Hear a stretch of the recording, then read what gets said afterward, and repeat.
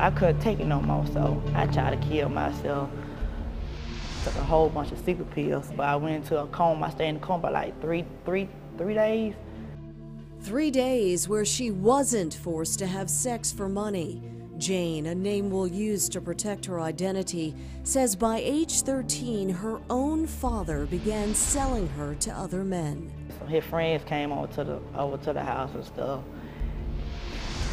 He said, "I ain't got no money, but I can sell y'all. I can sell y'all my daughter to sort my soul." He did what he had to do to support his drinking, his alcohol habit.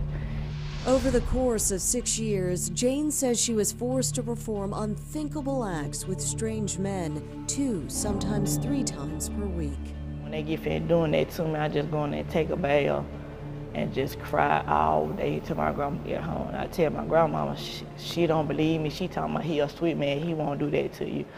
Sadly, Jane's case is not unique. According to the U.S. Department of State, 100,000 children a year in the U.S. are victims of human trafficking. Some are placed into forced labor, but most, like Jane, are sold into the sex trade, where the average age of the victim is 12 to 14 years old. And most of these victims are trafficked into pornography or street prostitution. Others are forced to work in massage parlors, strip clubs, or other fronts for prostitution. Human trafficking has always been one of those issues that's flown under law enforcement's radar screen because people are reluctant to come forward.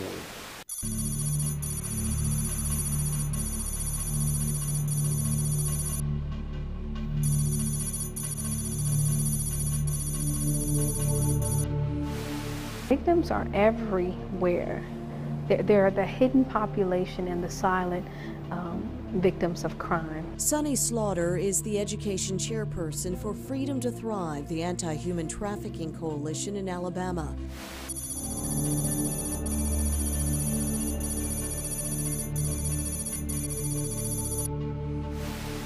But now, more and more victims are coming from the United States.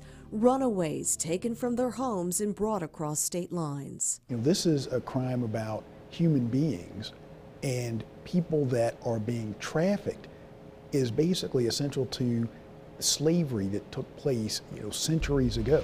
There are a number of pockets around North Alabama where it's prevalent.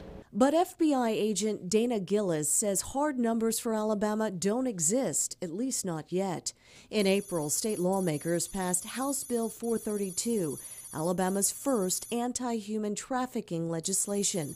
The measure creates new human trafficking crimes and penalties, provides mandatory restitution for victims. It even allows victims to sue their traffickers. And supporters say the bill's passage will lead to more prosecutions. And that's where you come in. The FBI wants more people to report this crime. The problem is, most of us see signs of human trafficking every day and don't even realize it.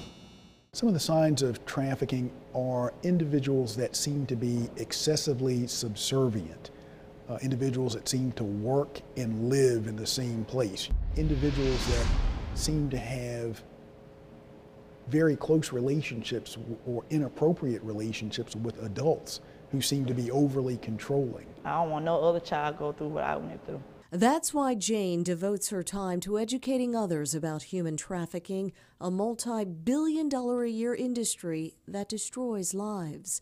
She says only through the grace of God was she able to escape and share her painful story with others. I asked God to help me through it, and He be helping me through it all along. It seemed like I had nobody to turn to except Him.